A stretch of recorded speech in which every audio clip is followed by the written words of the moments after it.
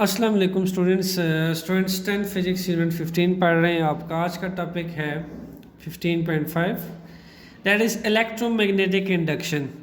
Students word electromagnetic को अगर आप देखें तो इलेक्ट्रोमैग्नेटिक मीन्स के किसी भी मटेरियल्स के अंदर, किसी भी कंडक्टर के अंदर जब मैग्नेटिक इफ़ेक्ट आते हैं उसके मैग्नेटिक इफ़ेक्ट को कहा जाता है इलेक्ट्रोमैग्नेट। मींस के कोई कॉइल है, कोई वायर है, जब उसमें से करंट पास करता है, इन दैट केस वो किसी भी वे से अगर वो एज अ मैग्नेट बिहेव करता है और एज अ मैग्नेट बिहेव करते हुए और उसमें से अगर करंट डिटेक्ट किया जाता है, करंट प्रोड्यूस होता है, तो ऐसे मटेरियल्स को हम इलेक्ट्रोमैग्नेटिक मटेरियल मानते हैं बिकॉज वो बिहेव करता है एज अ मैग्नेट। यहाँ हमारे टॉपिक का नाम है इलेक्ट्रोमैग्नेटिक इंडक्शन।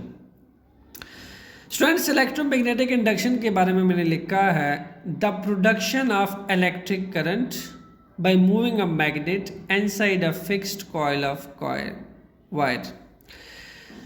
सो हम इलेक्ट्रिक करंट की प्रोडक्शन जो है वो करेंगे किस चीज़ से? मैग्नेट को मूव करते हुए इनसाइड अ फिक्स्ड कॉइल। सबसे पहले तो अगर इलेक्ट्रिक करंट को देखा जाए स्टूडेंट्स, इलेक्ट्रिक करंट को हम अमूमन डिफाइन करते हैं, करंट कहते हैं मोमेंट ऑफ चार्जेस को, और मोमेंट ऑफ चार्जेस से जिस मटेरियल के अंदर मूवमेंट ऑफ चार्जेस होती हैं या चार्ज फ्लो करता है, आयंस फ्लो करते हैं, आयंस और चार्जेस के फ्लो होने से वो क्या बन जाता है? वो इलेक्ट्रिक मटेरियल बन जाता है, यानी वो इलेक्ट्रिक करंट पॉसेस बन जाता है। क्लियर? वो उसमें से इलेक्ट्रिक करंट पास करता है। तो यहाँ एक्चुअल में जो आपको यहाँ फिगर में नज़र आ रहा है, ये फिगर मैं इसकी बात कर रहा हूँ, आपकी बुक में भी ये फिगर बनी हुई है।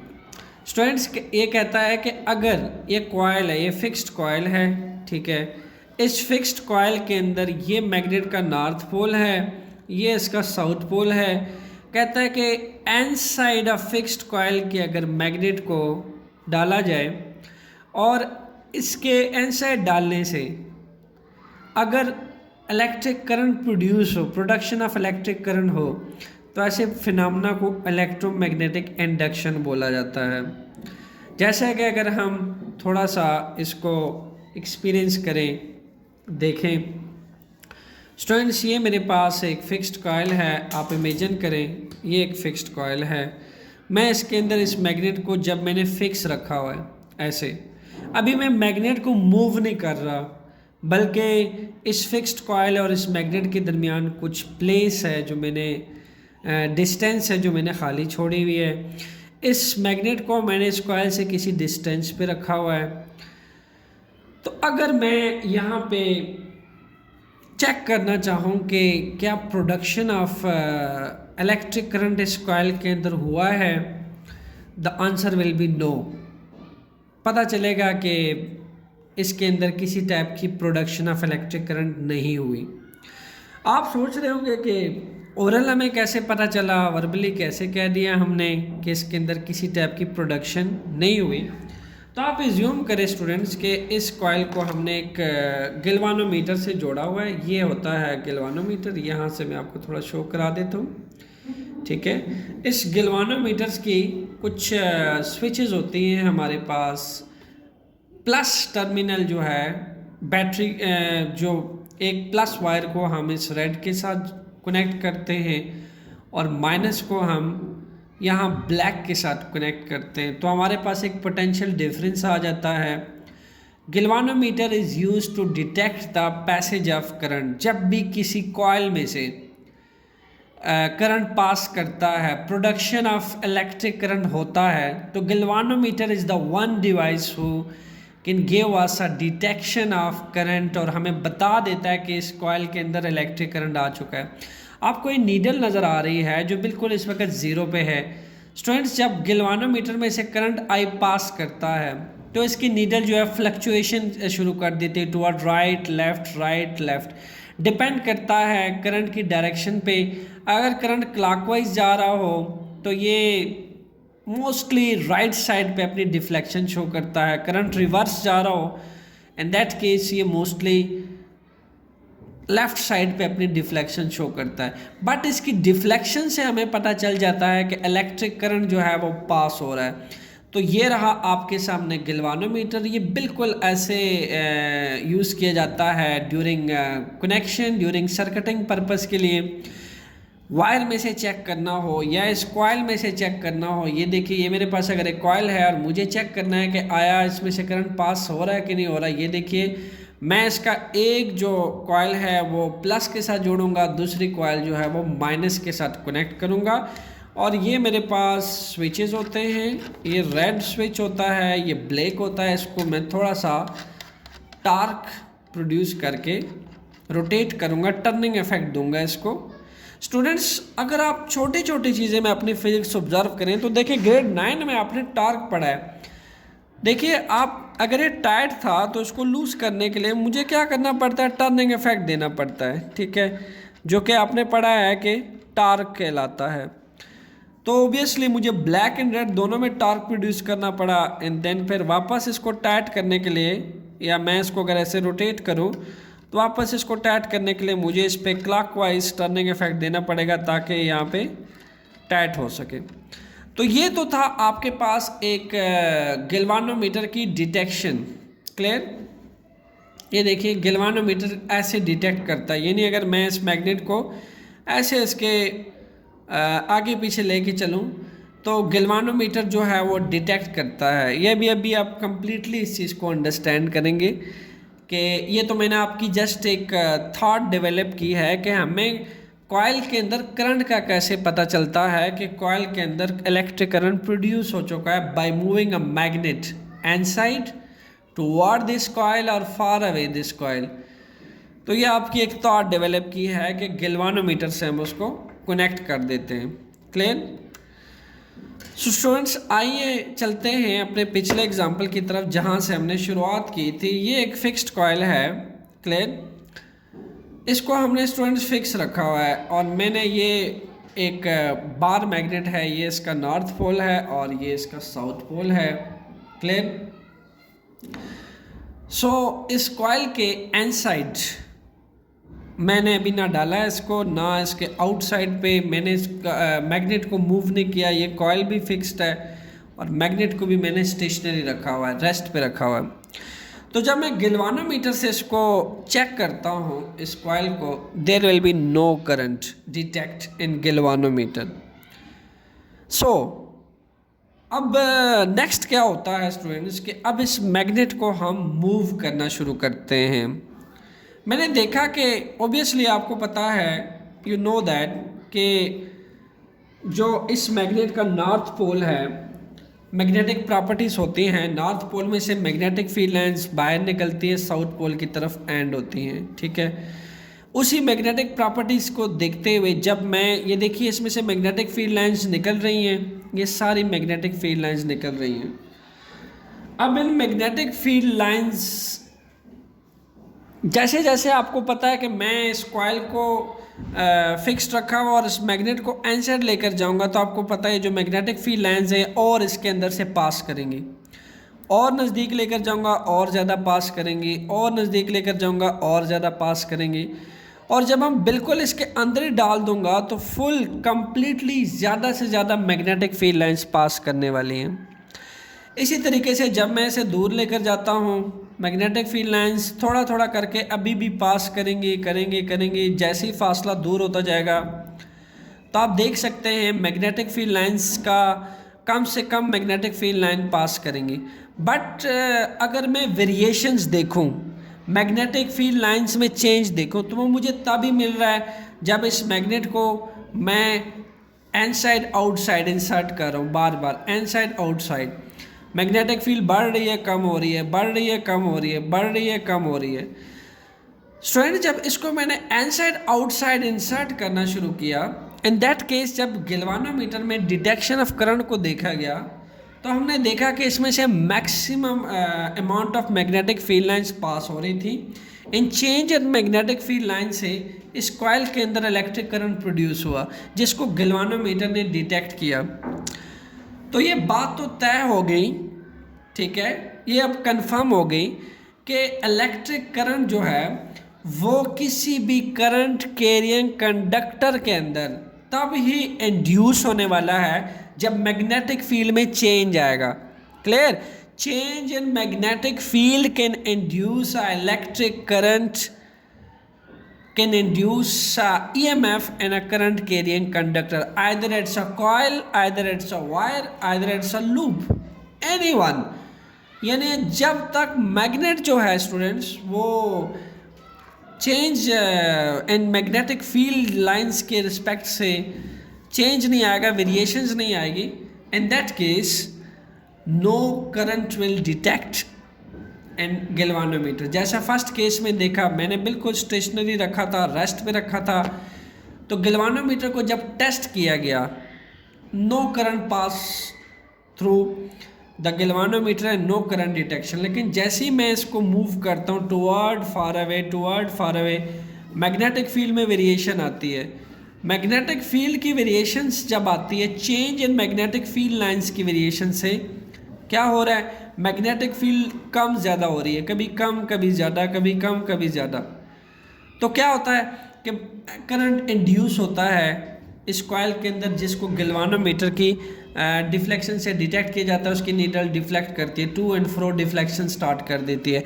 And this to and fro detection या this to and fro fluctuation, you can say that it's confirmation the production of electric current by a moving a magnet inside the fixed coil. ठीक है, जो इसकी fluctuation है galvanometer की, ये confirm कर देती है कि इलेक्ट्रिक करंट प्रोड्यूस हो चुका है। बट इलेक्ट्रिक करंट प्रोड्यूस कब होगा, ये अब कंफर्म हो गया जब हम मैग्नेट को टुवर्ड और फार अवे कंटिन्यूसली एक रिलेटिव मोशन रखेंगे, किसके दरमियान, कॉइल के दरमियान और मैग्नेट के दरमियान, देन EMF जो है और करंट स्टूडेंट्स इंड्यूस होगा। Clear students? अब देखते हैं कि इसके फाउंडर कौन थे, इलेक्ट्रोमैग्नेटिक इंडक्शंस को जो फाउंडर थे कौन थे, और इसके बारे में हमें किस किस साइंटिस्ट की खिदमात हासिल हैं। सबसे पहले नंबर पे स्टूडेंट्स हैंस क्रिश्चियन ओरस्टेड और ampere, these two.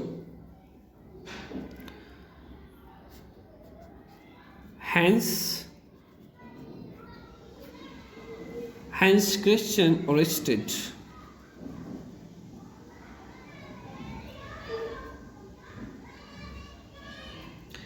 Hans Christian Oersted is the scientist जिसकी स्टेटमेंट आपने ऑलरेडी लेक्चर के स्टार्ट की वीडियो अगर आपने नहीं देखी तो इंट्रो इलेक्ट्रोमैग्नेटिज्म में हमने हैंस क्रिश्चियन ओरस्टेड की कई एक्टिविटीज़ करके देखी है, और एम्पेयर का हमने कई एक्टिविटीज़ अपने लेक्चर में ऑलरेडी स्टडी कर चुके हैं। अगर आपने स्टार्ट के लेक्चर नहीं देखे तो आप इन दोनों की स्टेटमेंट्स को डिटेल्स एक्टिविटी के साथ देख सकते हैं। ठीक है स्टूडेंट्स, हैंस क्रिश्चियन ओरस्टेड और एम्पेयर का क्या कहना था, दोनों की यही स्टेटमेंट थी कि जब इलेक्ट्रिक करंट किसी भी कंडक्टर में से पास करता है तो उस कंडक्टर्स के अंदर मैग्नेटिक इफेक्ट आ जाते हैं और मैग्नेटिक फील्ड प्रोड्यूस होती है। जहाँ उस कंडक्टर के अंदर इलेक्ट्रिक फील्ड होती है वहीं उस कंडक्टर में एक मैग्नेटिक फील्ड प्रोड्यूस हो जाती है, और उस मैग्नेटिक फील्ड को हमने एक्टिविटीज़ के थ्रू कंपास नीडल में के थ्रू रीड किया था कि कैसे जब एक स्ट्रेट वायर में से करंट पास करता है, ठीक है, यानी हमने ये देखा था कि अगर हम एक बैटरी के साथ एक straight wire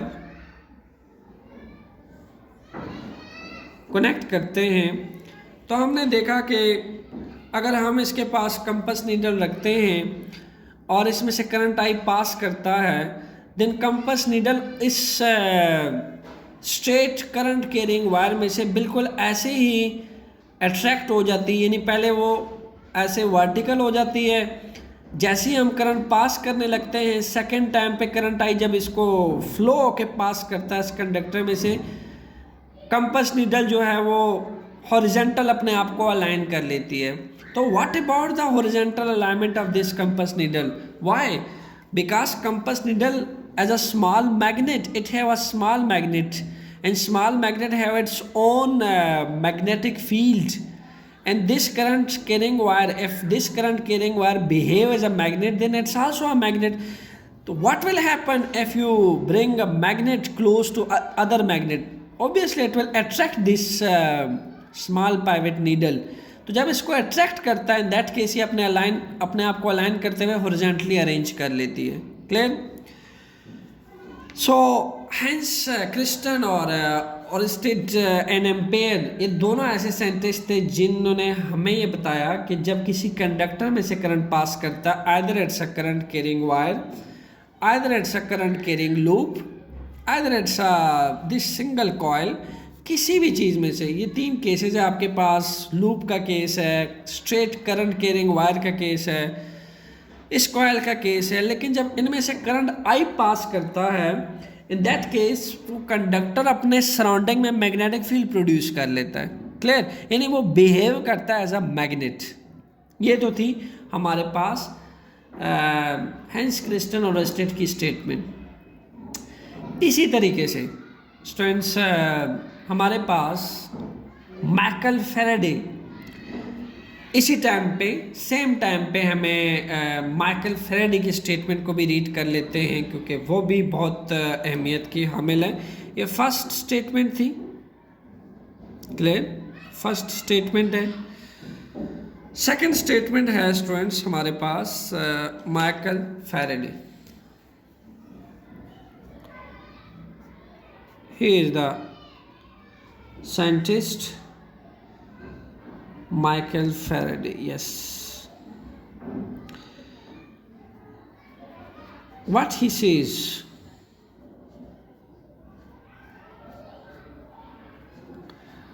students, Michael Faraday के अकॉर्डिंग वो क्या कहता है?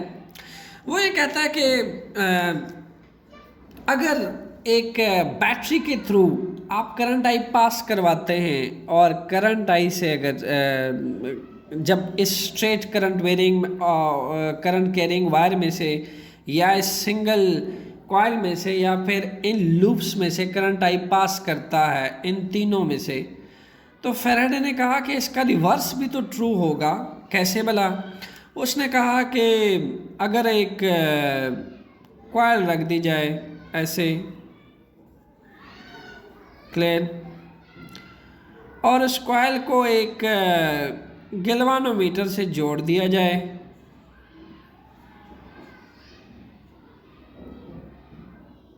क्लियर, और उसको गैल्वानोमीटर से जोड़ने के बाद अगर आप एक मैग्नेट को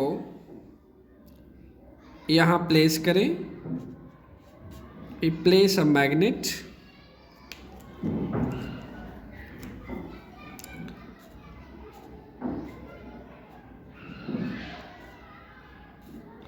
this is a north pole and this one is a south pole.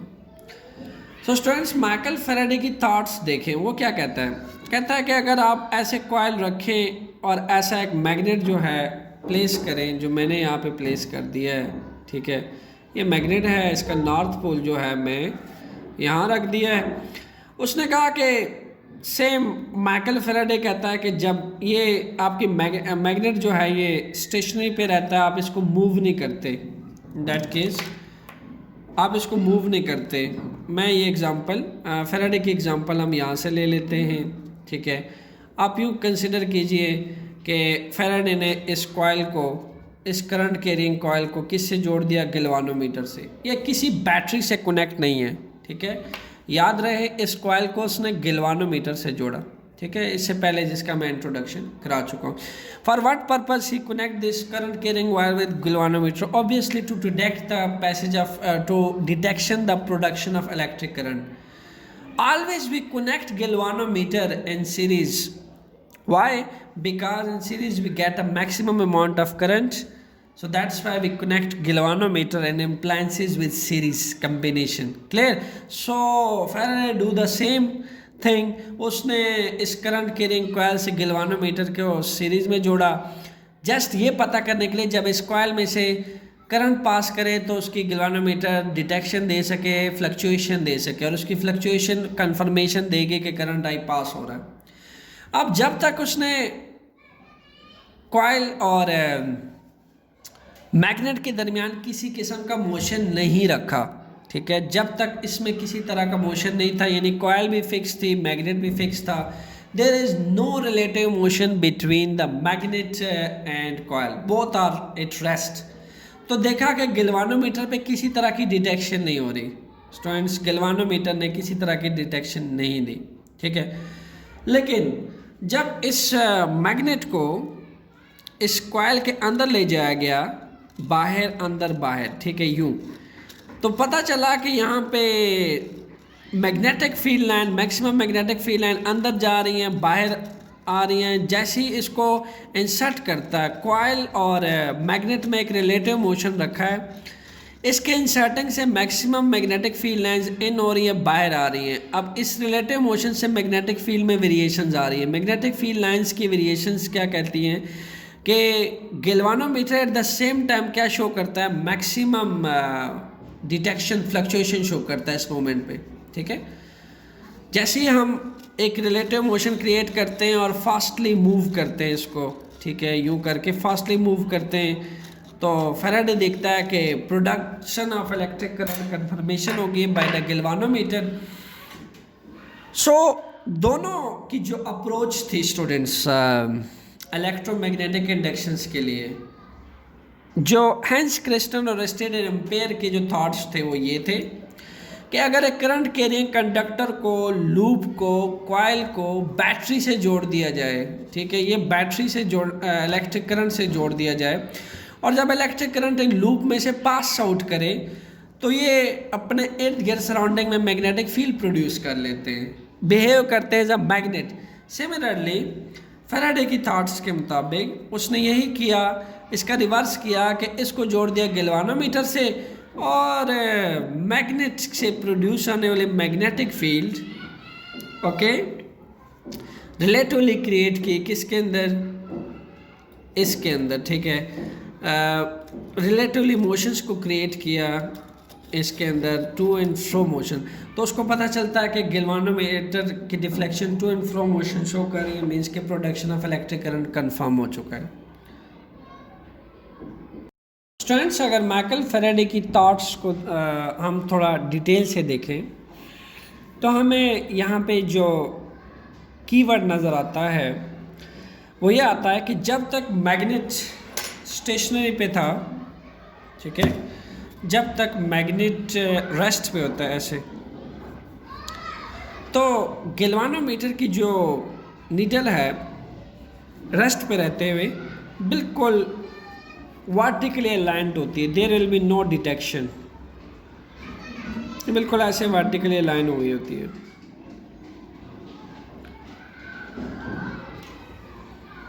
Okay, लेकिन जब इस कॉइल को, अब ओबियसली यहाँ आपको पता होना चाहिए स्टूडेंट्स, एक स्ट्रॉन्ग किस्म की एक मैग्नेटिक फील्ड लाइंस निकल रही है नॉर्थ से साउथ की तरफ ऐसे, ठीक है, मैग्नेटिक फील्ड लाइंस ये पास कर रही हैं नॉर्थ से साउथ की तरफ ऐसे, बाहर आ रही हैं, आउटवर्ड नॉर्थ पोल से निकलती हैं और साउथ पोल पे एंड होती हैं। क्लियर स्टूडेंट्स, यहाँ कीप इन माइंड के फर्स्ट केस में इनिशियली मैग्नेट और कॉइल रेस्ट पे, so there is no variation in magnetic field lines, there is no variations. But जब इस मैग्नेट को हम इसके रिस्पेक्ट से, इस फिक्स्ड कॉइल के रिस्पेक्ट से मूव करते हैं toward away, toward away, toward away, तो होता क्या, मैग्नेटिक फील्ड चेंज हो रही है। चेंज इन मैग्नेटिक फील्ड की वजह से मैक्सिमम मैग्नेटिक फील्ड लाइंस जो हैं जब पास करती हैं इसमें से minimum maximum magnetic field lines, तो इसकी वजह से इन कॉइल्स के अंदर प्रोडक्शन ऑफ इलेक्ट्रिक करंट आ जाता है। जो करंट आई पास होते हुए गैल्वानोमीटर में जाता है तो galvanometer to and fro fluctuation start कर देता है, like that. Clear. Second thing ये देखी गई कि जब आपके पास इस मैग्नेट को दोबारा रेस्ट पे लाया जाता है, गैल्वानोमीटर की जो नीडल है फिर अपने आप को वर्टिकली यूँ स्ट्रेट अलाइन कर लेती है, किसी तरह की डिफ्लेक्शन शो नहीं करती। फिर अगेन जब रिलेटिवली दोनों को फिक्स्ड कॉइल के हिसाब से मैग्नेट को रिलेटिवली मोशन दिया जाता है टुवर्ड अवे, तो मैग्नेटिक फील्ड लाइंस चेंज आती है। मैग्नेटिक फील्ड लाइंस की वेरिएशन से यहाँ ईएमएफ इंड्यूस होता है, करंट इंड्यूस होता है, जिसको गैल्वानोमीटर करंट की सूरत में, पैसेज ऑफ करंट की सूरत में फ्लक्चुएशन में नोट कर लेता है। Clear students? अब सेम चीज़ को हम अगर देखें तो इसका कीवर्ड क्या है? इसका कीवर्ड ये है कि करंट तब ही पास कर रहा है जब रिलेटिव मोशन मौजूद है, और ये रिलेटिव मोशन जो आपको नज़र आ रहा है ये किसके दरमियान मौजूद है? This is between coil and magnet. Okay, relative motion between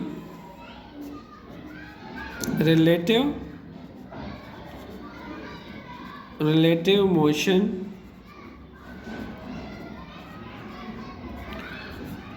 between coil and magnet।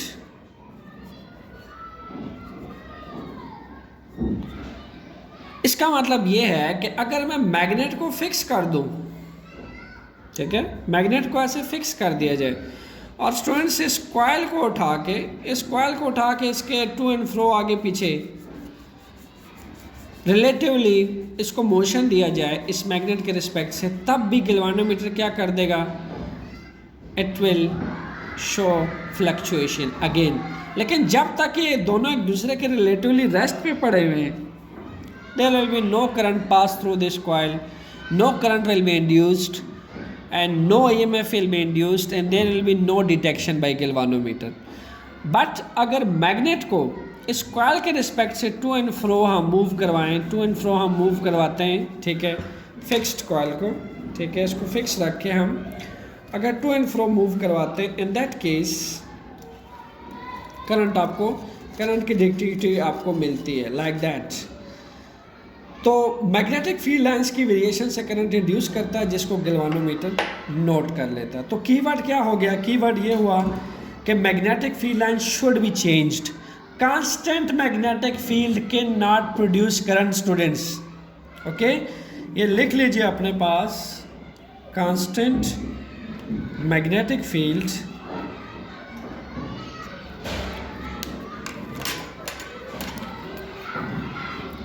constant magnetic field lines cannot produce current। Constant magnetic field lines current नहीं प्रोड्यूस कर सकते students. Keep in mind there should be relative motion between coil and magnet, या magnet को fix रख के आप coil को move करवाएं, टू एंड फ्रो मूव करवाएं, इसमें मैग्नेटिक फील्ड लाइंस पास करेंगी और इस मैग्नेट की वजह से कुछ करंट इंड्यूस हो जाएगा, ठीक है। चूँकि ये करंट, इसको इंड्यूस करंट क्यों कहते हैं? देखिए, क्योंकि इस मैग्नेट के मैग्नेटिक फील्ड के रिलेटिव मोशन से करंट आया है इस करंट कैरिंग कॉइल के अंदर, ठीक है। इसके साथ हमने कोई बैटरी कनेक्ट नहीं की, गैल्वानोमीटर कनेक्ट किया, that's why it's induce current, because this current is induced by the magnet in that coil, that's why it's induce current. So relative motion between coil and magnet, और ये relative motion क्या करता है? Relative motions between magnet and coil की वजह से variation आती है। किस में वेरिएशन आती है? Variation and magnetic field lines, variation and magnetic field lines can induce, so जो variations है magnetic field lines में can induce current and EMF as well।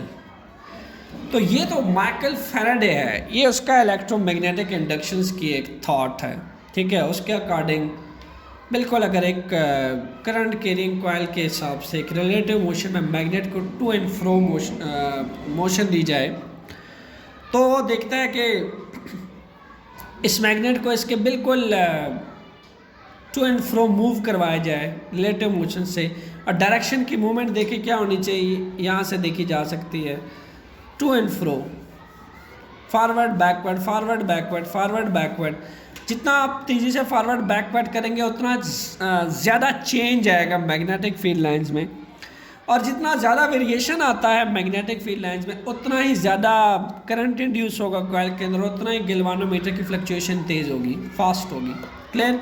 तो यह आपके रिलेटिव मोशन पे डिपेंड करता है कि आप फिक्स्ड करंट कैरिंग कॉइल को आप मैग्नेट के हिसाब से रिलेटिवली मूव करवाते हैं या मैग्नेट को कैल के हिसाब से मूव करवाते हैं। There should be a relative motion between magnet and coil. The current will be induced, generated in that current carrying coil, and this current will be detected by galvanometer. Okay, so students, Michael Faraday thoughts और Hans Christian and Oersted and Ampere के thought, दोनों के thoughts में हम comparison देख चुके हैं। Michael Faraday जो है रिवर्स सोचता है, वो ये कहता है कि अगर एक करंट कैरिंग कॉइल ले ली जाए और इस करंट कैरिंग कॉइल को अगर एक गैल्वानोमीटर से सीरीज़ में जोड़ दिया जाए और इस मैग्नेट के और इस करंट कैरिंग कॉइल के दरमियान एक रिलेटिव मोशन रखा जाए, और इस मैग्नेट को, ये नॉर्थ है ये साउथ है, मैं बिल्कुल इसको ऐसे ही अलाइन करने लगा हूँ। देखिए उसने कहा कि अगर इसको inside this current carrying coil move away toward, in that case एक change in magnetic field lines की वजह से एक करंट जनरेट होगा इन करंट कैरिंग कॉइल के अंदर, जिसको इंड्यूस करंट कहते हैं, because this current is induced by this magnet. Clear? इस मैग्नेट की मैग्नेटिक फील्ड लाइंस पास हुई हैं इस करंट कैरिंग कॉइल में से, और उस रिलेटिव मोशन की वजह से वेरिएशन आ रही है मैग्नेटिक फील्ड लाइंस में, और उसकी वेरिएशंस की वजह से इस फास्ट रिलेटिव मोशंस की वजह से करंट इंड्यूस हो रहा है इस करंट कैरिंग कॉइल में, और इस वेरिएशन से चूँकि जो इंड्यूस्ड करंट है दैट्स अ गैल्वानोमीटर, इसकी फ्लक्चुएशन जो है वो बता देती है कि करंट इंड्यूस हो चुका है। एक चीज़ सेकंड थिंग ये चीज़ देखी जाती है कि जब हम इसके टुवार्ड लेके जाते हैं, इन दैट केस गैल्वानोमीटर ऐसे क्लॉकवाइज रोटेट करता है, फ्लक्चुएट करता है, और जब हम इसको अवे लेके जाते हैं in that case current reverse हो रहा होता है। मीन्स के करंट में कमी आ रही होती है तो करंट अपना पाथ रिवर्स कर लेता है। ठीक है, तो करंट जब अपना पाथ रिवर्स करता है इन दैट केस जो गैल्वानोमीटर है बजाय राइट को फ्लक्चुएट करने को लेफ्ट को फ्लक्चुएट कर देता है। जो इसकी लेफ्ट फ्लक्चुएशन है वो ये डिटेक्ट करती है कि करंट जो है वो रिवर्स जा रहा है। ठीक है, करंट की डायरेक्शन रिवर्स हो रही है। क्लियर हो गया स्टूडेंट्स माइकल फैराडे थॉट्स? ठीक है, कि सिंपल इज दैट कि आपने मैग्नेट के रिलेटिव मोशन से यहाँ करंट इंड्यूस हुआ, in that way induce EMF जब आता है तो इस कॉइल के जो इलेक्ट्रॉन है उस पर फोर्स एक्ट करती है।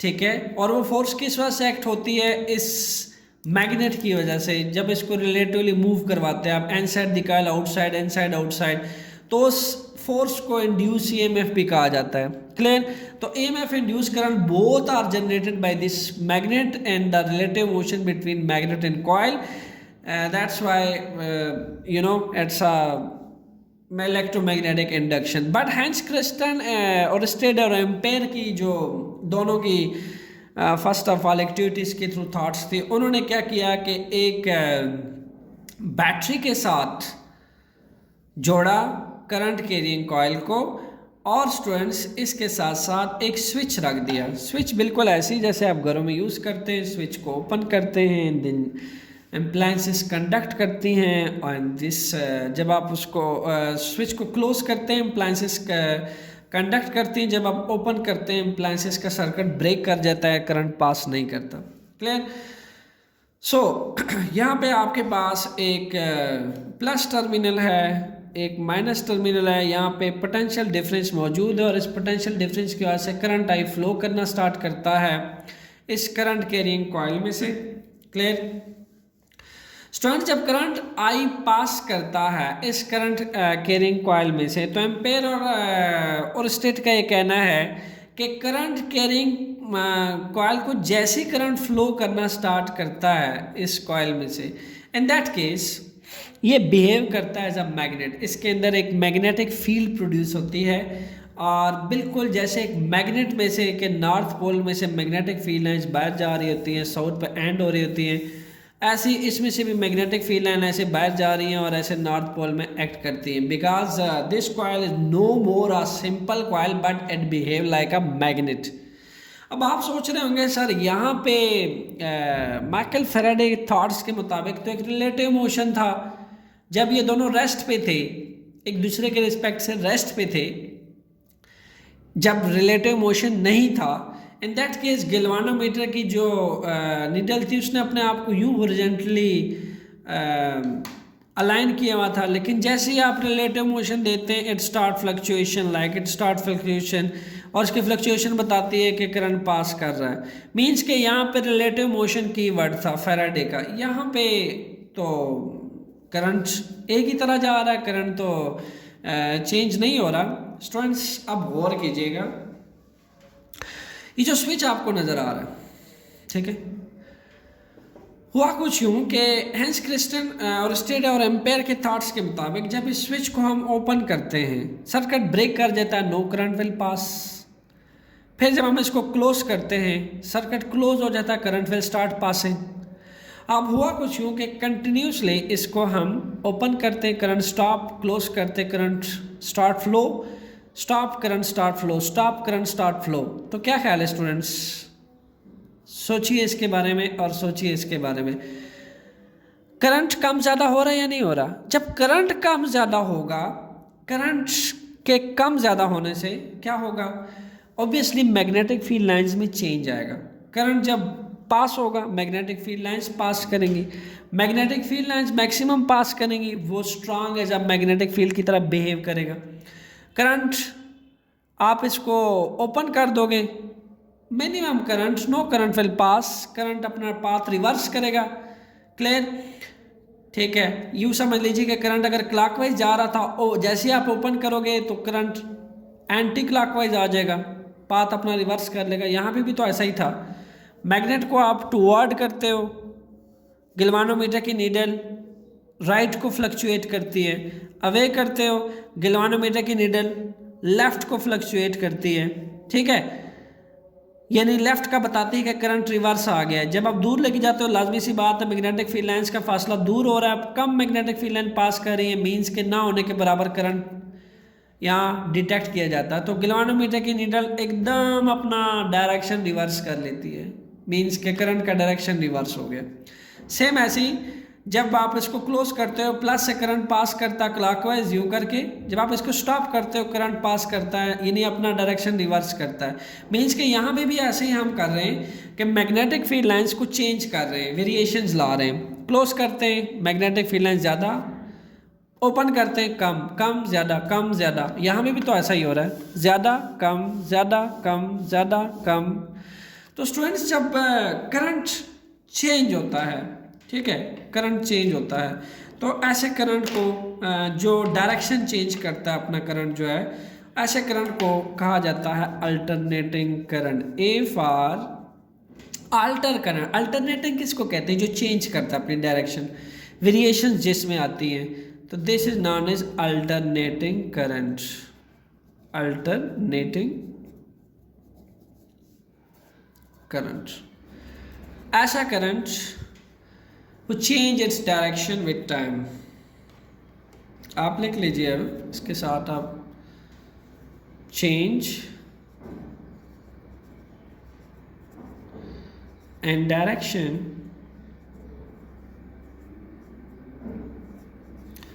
With time is AC current. Change in direction with time. This is AC current. Clear? So students, AC current exactly ऐसा ही करंट होता है कि जब आप इस स्विच को क्लोज करते हो, इन that case maximum current pass करता है। जब आप इसको ओपन करते हो करंट अपना डायरेक्शन रिवर्स करता है, फिर क्लॉकवाइज, फिर एंटी क्लॉकवाइज, फिर फॉरवर्ड, फिर रिवर्स, अल्टर हो रहा है करंट अगेन एंड अगेन। ठीक है, स्विच को ओपन करने से। सिमिलरली स्टूडेंट्स, अगर आप फैराडे थॉट्स के मुताबिक देखें तो यहाँ पे भी करंट अल्टर हो रहा है, मैक्सिमम मिनिमम, करंट कम ज़्यादा इंड्यूस हो रहा है, कम ज़्यादा कम। तो जो इंड्यूस करंट का मैग्नीट्यूड है स्टूडेंट्स, ये ऑब्वियसली चेंज हो रहा है। जब इंड्यूस करंट का आप मैग्नीट्यूड चेंज करते हैं, मैग्नेटिक फील्ड लाइंस की वेरिएशंस चेंज होती है, तो उससे करंट अल्टर होता रहता है। ठीक है, करंट अपना डायरेक्शन रिवर्स करता रहता है, फॉरवर्ड रिवर्स। तो ऐसे करंट को अल्टरनेटिंग करंट कहते हैं। और इसी वजह से हम कहते हैं कि इलेक्ट्रोमैग्नेटिक इंडक्शंस का फिनोमेना एसी जनरेटर के अंदर सेम फिनोमेना आप यूज़ करते हैं, AC generators. AC generator electromagnetic inductions के वर्किंग प्रिंसिपल पे ही अपनी इलेक्ट्रिसिटी जनरेट करते हैं, एसी जनरेटर्स। क्लियर?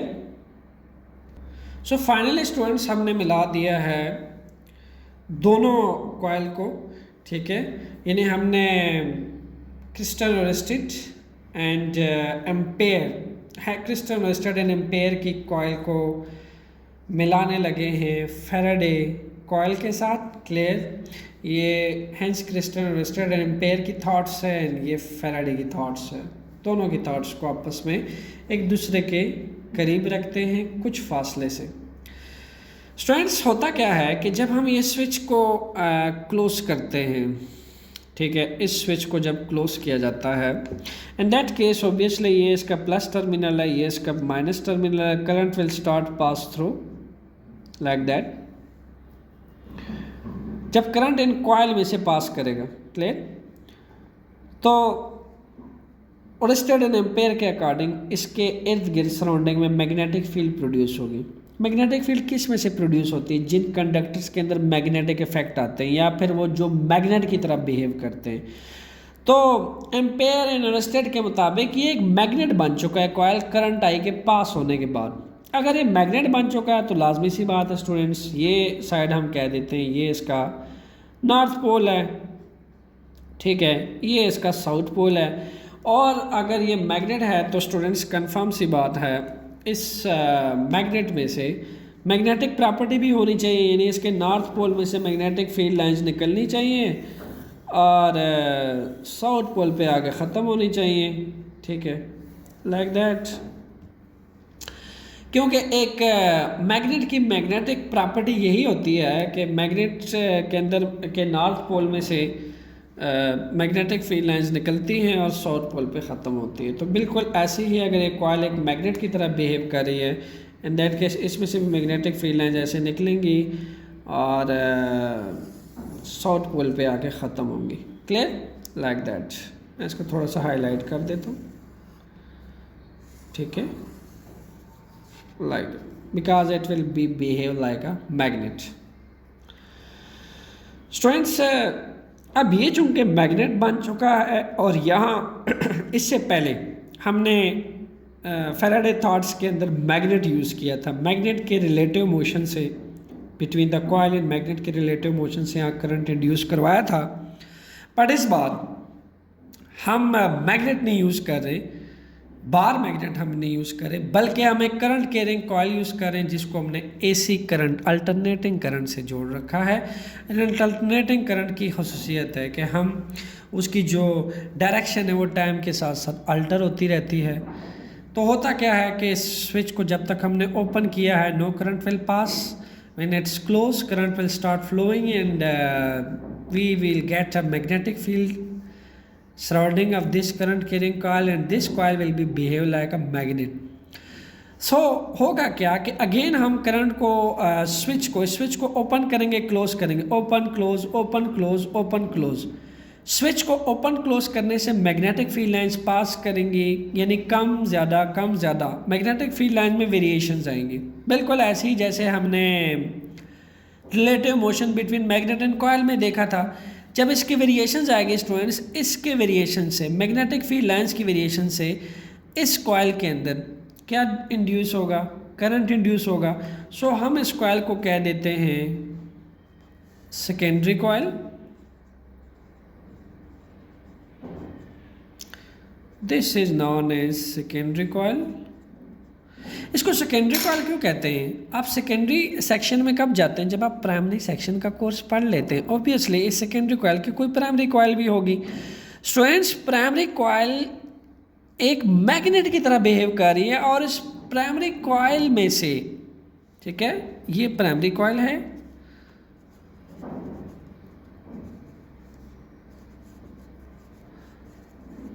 अब इस प्राइमरी कॉइल में से करंट जनरेट हुआ है, इंड्यूस हुआ है इस सेकेंडरी कॉइल के अंदर, because the current induce in that coil be as by the coil A, that's why it's a secondary coil.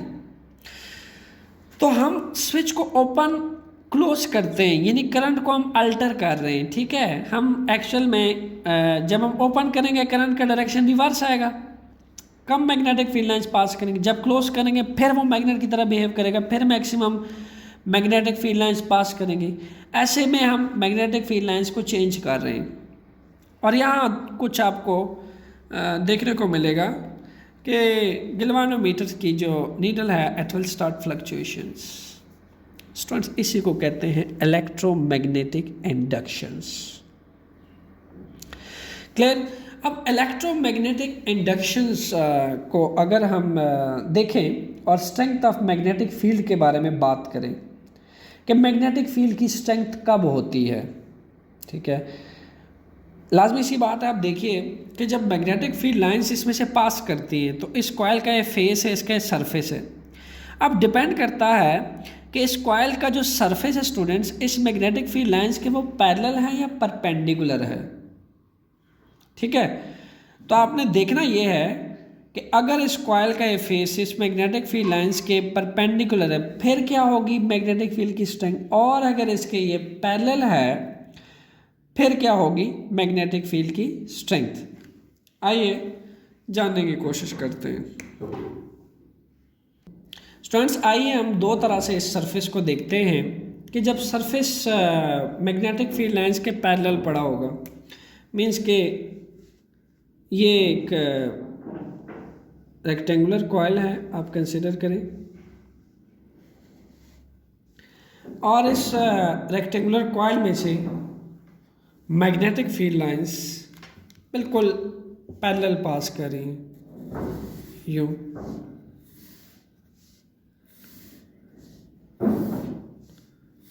आप सपोज करें कि ये नॉर्थ पोल है, ये साउथ पोल है, तो लाजमी सी बात है मैग्नेटिक फील्ड लाइंस नॉर्थ से आउटवर्ड निकलेंगे, साउथ पोल पर इनवर्ड एंटर होंगी। और आप एज्यूम करें कि ये सरफेस ऐसे पड़ा हुआ है, ऐसे, और मैग्नेटिक फील्ड लाइंस ऐसे इसके ऊपर से पैरेलल पास कर रही हैं यूं, ठीक है, इसके पैरेलल पास कर रही हैं ऐसे। क्लियर? तो पैरेलल के केस में आप देख सकते हैं कि जो एंगल बन रहा है, फर्स्ट ऑफ ऑल जो एंगल बन रहा है मैग्नेटिक फील्ड लाइंस का और इस रेक्टेंगुलर कॉइल का, ज़ीरो एंगल बन रहा है, नंबर एक। नंबर दो, आप देख सकते हैं कि इसमें से इसके अंदर से किसी किस्म की मैग्नेटिक फील्ड लाइंस पास नहीं कर रही, ठीक है, इसके अंदर से कोई, बल्कि पैरेलल इसके ऊपर से पास कर रही यूँ करके। तो याद रखना है आपने बात कि जब भी मैग्नेटिक फील्ड लाइंस किसी भी सरफेस के पैरेलल पास करती हैं, ठीक है, मैग्नेटिक फील्ड लाइंस जब भी पैरेलल पास करती हैं, इन दैट केस जो मैग्नेटिक फील्ड की स्ट्रेंथ होगी it will be minimum. In that case we will get minimum strength of magnetic field. In that case we will get minimum strength of magnetic field. यानी आप ये देख सकते हैं इस कॉइल का अगर सरफेस देखें स्टूडेंट्स, ये इसके पैरेलल नहीं है, अगर आप गौर से देखें तो ये इसके परपेंडिकुलर है, यूँ पड़ा हुआ है। जो मैग्नेटिक फील्ड लाइंस है बिल्कुल परपेंडिकुलरली ऐसे अंदर जा रही है, उसके अंदर ऐसे ऐसे अंदर से पास कर रही है यूँ करके, ये बैंड हो रही है बिकॉज नॉर्थ से उन्होंने आउटवर्ड निकलना है, साउथ पे एंड होना है, ठीक है। तो इस सरफेस का जो सरफेस आपको नज़र आ रही है इसका मैग्नेटिक फील्ड लाइंस के रिस्पेक्ट से परपेंडिकुलर एंगल बन रहा है, ठीक है। और मैं अगर कहूँ कि ये इसके पैरेलल पास करें, यानी यूँ पड़ा हुआ है और मैग्नेटिक फील्ड लाइन ऐसे इसके ऊपर से पास कर लें पैरेलल, तो आप देख सकते हैं इसमें से कोई मैग्नेटिक फील्ड लाइन पास नहीं करेगी। तो मैग्नेटिक फील्ड लाइंस की जो मैग्नेटिक फील्ड की स्ट्रेंथ कब स्ट्रांग होती है, आइए वो जानने की कोशिश करते हैं।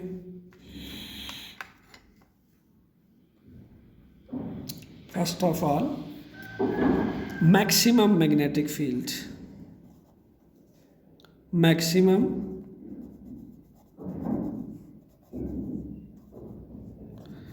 मैग्नेटिक फील्ड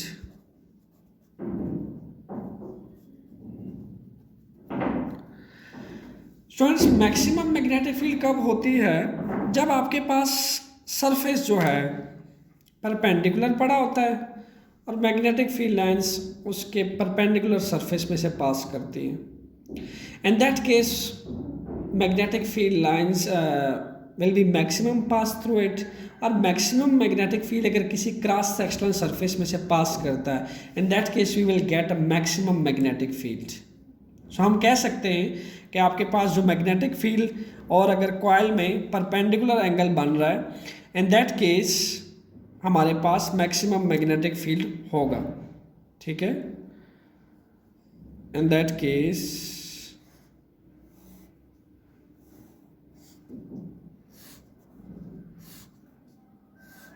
आप यूँ इसको कंसिडर कीजिए, ये वर्टिकली पड़ा हुआ है, यूँ इसके, ठीक है। मैक्सिमम मैग्नेटिक फील्ड लाइन इसमें से पास करेंगे।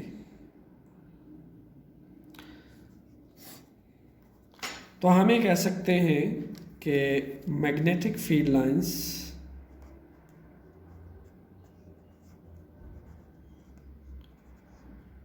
और इस सरफेस में से this should be perpendicular to the surface. और जब मैग्नेटिक फील्ड लाइंस पैरेलल होती हैं, in that case we have minimum magnetic field, strength of magnetic field minimum होती है। So we can write magnetic field line parallel to the surface. इस case में हमारे पास मिनिमम मैग्नेटिक फील्ड लाइंस होती हैं। स्टूडेंट्स, आइए फैराडे थॉट्स के मुताबिक एक एक्टिविटी करके देखते हैं, जो कि आपके टेक्स्ट बुक की एक्टिविटी 15.2 है। स्टूडेंट्स, हमने गैल्वानोमीटर के साथ एक करंट कैरिंग वायर ली है। ठीक है, करंट कैरिंग वायर या current carrying coil, it's okay, but it should made up of good copper. Clear? So current carrying copper wire हमने लिए और एक यू शेप्ड मैग्नेट, जो ऑलरेडी मैंने अपने इसे प्रीवियस वीडियोस में इस्तेमाल किया हुआ है। आप देख रहे हैं कि नॉर्थ से साउथ मैग्नेटिक फील्ड लाइंस पास कर रही हैं। ठीक है, नॉर्थ से मैग्नेटिक फील्ड लाइंस निकल रही हैं, साउथ पोल पे जाके एंड हो रही हैं। क्लियर? और यहाँ दिखाया गया है सेम फिगर भी, एक दफ़ा इस करंट कैरिंग कॉइल को एन साइड ले जाया जाता है, सेकेंड टाइम इस करंट कैरिंग वायर को आउटसाइड ले जाया जाता है। देखा जाता है कि जब इस करंट कैरिंग वायर को इसके एन साइड ले जाया जाता है, गैल्वानोमीटर की फ्लक्चुएशन राइट को फ्लक्चुएट करती है। जब इसको आउटसाइड निकाला जाता है, इन दैट केस गैल्वानोमीटर की जो फ्लक्चुएशन है वो लेफ़्ट साइड को होती है। सो इस राइट और लेफ़्ट इस फ्लक्चुएशन को आप देख सकते हैं कि ये क्या डिटेक्ट कर रही है। मीन्स कि जब आप एन साइड लेकर जाते हैं तो maximum magnetic field line perpendicular pass कर रही है, बिकॉज इस मैग्नेटिक फील्ड लाइंस के ये जो स्ट्रेट इसका अगर मैं स्ट्रेट पार्ट ले लूँ, इसके परपेंडिकुलर है, तो मैक्सिमम मैग्नेटिक फील्ड लाइन पास कर रहा है, यहाँ स्ट्रेंथ ऑफ मैग्नेटिक फील्ड ज़्यादा है, दैट्स वाई ये राइट को फ्लक्चुएट करता है। जैसे ही आप ऊपर को उठाते हैं, नो करंट मीन्स कि एकदम करंट जो है वो मैग्नेटिक फील्ड लाइन कम पास करती हैं। मिनिमम मैग्नेटिक फील्ड लाइन जितनी पास करेंगी उतनी स्ट्रेंथ ऑफ मैग्नेटिक फील्ड कम होगी और उतना ही कम करंट इंड्यूस होगा, जनरेट होगा। ठीक है, उतना ही कम ईएमएफ इंड्यूस होगा। स्टूडेंट्स जब हम वर्ड ईएमएफ यूज़ करते हैं ना, इसका मतलब ये है इलेक्ट्रोमोटिव फोर्स, यानी ऑब्वियसली करंट कॉपर वायर में क्या होता है, या करंट कैरिंग कॉइल में इलेक्ट्रॉन्स होते हैं। जब आपके मैग्नेटिक फील्ड लाइंस इसमें से पास करती हैं तो ये भी मैग्नेट की तरह बिहेव करता है, मैग्नेट ऑलरेडी मौजूद है, तो उन इलेक्ट्रॉन्स पे एक फोर्स एक्ट करती है, और फोर्स एक्ट होने के बाद वो इलेक्ट्रॉन मूवमेंट करते हैं, वायर में से मूवमेंट स्टार्ट करते हैं, और मूवमेंट ऑफ इलेक्ट्रॉन्स क्या है, मूवमेंट ऑफ इलेक्ट्रॉन्स करंट ही तो है। By the movement of electrons और charges you get current, you get electric current. So हम यहाँ पे क्या करते हैं कि करंट के पास होने से यहाँ पे मैग्नेटिक फील्ड आता है नॉर्थ से साउथ, ठीक है। जब आप इसको आउटसाइड लेके जाते हो, कम मैग्नेटिक फील्ड लाइंस, तो कम करंट जनरेट होता है, और यहाँ पे गैल्वानोमीटर में जो डायरेक्शन है करंट की वो रिवर्स शो करता है, मींस के करंट अब वापस जा रहा है, ठीक है। और यहाँ पे जब आप एन साइड डालते हो तो ये राइट को फ्लक्चुएट करता है, ठीक है, यानी मैक्सिमम मैग्नेटिक फील्ड लाइन पास करती हैं और स्ट्रेंथ ऑफ मैग्नेटिक फील्ड यहाँ ज़्यादा है, ठीक है। तो फैराडे थॉट्स के मुताबिक ये एक्टिविटी बिल्कुल वैलिड प्रूफ होती है, और हमें पता चलता है कि इलेक्ट्रिक करंट जो है वो जनरेट किया जा सकता है इन अ वायर, जब वायर जो है कट करता है मैग्नेटिक फील्ड लाइंस को, ठीक है। वायर जब कट करता है मैग्नेटिक फील्ड लाइंस को, तो आप देखते हो कि करंट जो है वो मैक्सिमम जनरेट हो जाता है, इंड्यूस हो जाता है, किस में से, इस मैग्नेट्स में से, ठीक है। और सेकेंडली फिर देखा गया कि अगर हम इस वायर को पूरा ही निकाल दें, बाहर कर दें, ठीक है, जब हम बाहर कर देते हैं इन दैट केस हम ये देखते हैं कि गैल्वानोमीटर की नीडल बिल्कुल ज़ीरो पे आ जाती है, यानी नो करंट डिटेक्शन, ठीक है, किसी किस्म का करंट डिटेक्ट नहीं होता है इसमें से। तो हम लिख सकते हैं students, the process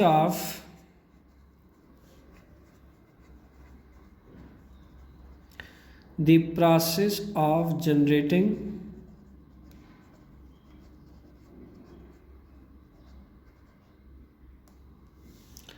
an induced current in a circuit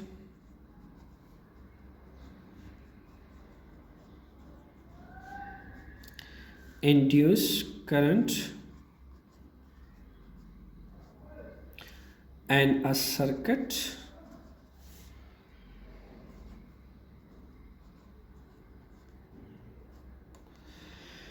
the process of generating induce current, ये करंट कैरिंग वायर जो कॉपर वायर है, इसको मैंने किसी बैटरी से नहीं जोड़ा, that's current is induced by this magnet.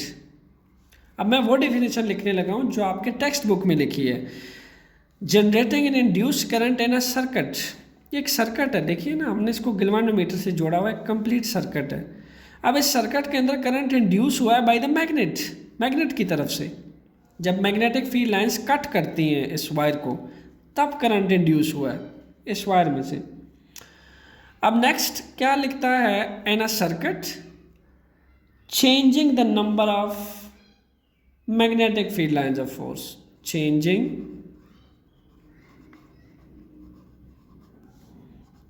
The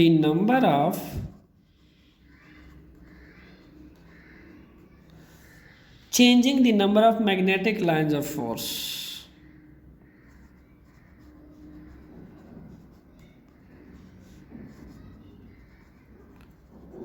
magnetic lines of force passing through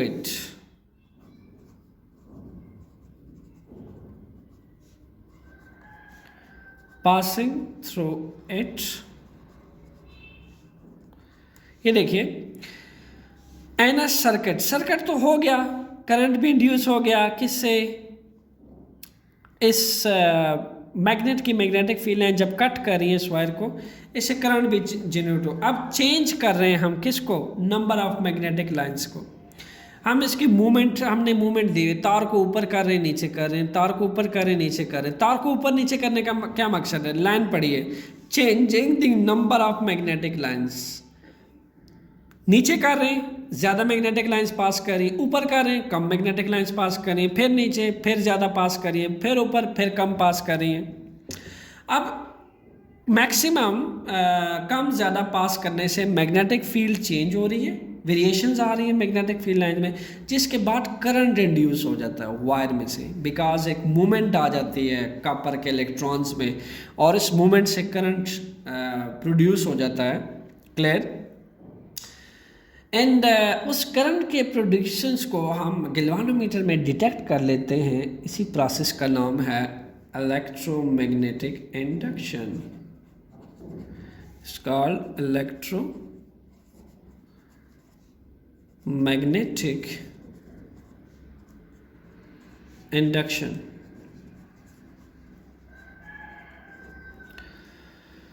So students, हमारे पास जो EMF इंड्यूस होता है सर्किट के अंदर, ठीक है, सर्किट के अंदर जो EMF इंड्यूस होता है वो डायरेक्टली प्रोपोर्शन है किस चीज़ के। आप नोट कर रहे हैं कि जितना हम इस तार की मूवमेंट को कम ज़्यादा कर रहे हैं, ठीक है, अंदर डालते हैं एन साइड मैग्नेट के, ज़्यादा कट करती हैं वायर को, मैग्नेटिक फील्ड लाइन ज़्यादा कट कर रही हैं, फिर बाहर आते हैं, फिर कम कट कर रही हैं, फिर ज़्यादा, फिर कम। मतलब जो EMF इलेक्ट्रोमोटिव फोर्स आ रही है, जो इलेक्ट्रॉन की मूवमेंट है, वो किससे ज़्यादा हो रही है? इस मूवमेंट से, आपकी मूवमेंट से, आपके हाथों के changing in magnetic field lines की मूवमेंट से। तो हम कह सकते हैं कि जो EMF इंड्यूस हो रहा है ना, करंट इंड्यूस हो रहा है इस कॉपर वायर के अंदर, वो किससे के डायरेक्टली प्रोपोर्शन है? वो rate of change of magnetic field lines के डायरेक्टली प्रोपोर्शन है। जितना चेंज आएगा मैग्नेटिक फील्ड लाइंस में इसको ऊपर नीचे उठाने से, उतना ही ज़्यादा EMF इंड्यूस होगा। तो हम ये कह सकते हैं value of, we can say that value of induce EMF is directly proportional to what? Rate of change magnetic field line। जितना आप चेंज लाओगे मैग्नेटिक फील्ड लाइंस में, उतना ही चेंज आएगा किसमें? ठीक है, इंड्यूस EMF में। आप इंड्यूस EMF को इंड्यूस करंट भी कहते हैं, क्योंकि EMF जब लगता है इलेक्ट्रॉन्स को, जर्क लगती है, इलेक्ट्रॉन्स में मूवमेंट आता है, इलेक्ट्रॉन्स वायर में से एक्सेलरेट करता है। वायर में से कब एक्सेलरेट करेगा? जब आपका रिलेटिव मोशन इस मैग्नेट के साथ फास्ट होगा। आप इसको ज़्यादा up down up down up down, magnetic field line ज़्यादा चेंज होंगी तो उतना ही चेंज आएगा EMF के अंदर, उतना ही ज़्यादा EMF इंड्यूस होगा। क्लियर? तो शॉर्टली स्टूडेंट्स हम कह सकते हैं कि इन दो फैक्टर पे इंड्यूस EMF डिपेंड करता है। थैंक्स।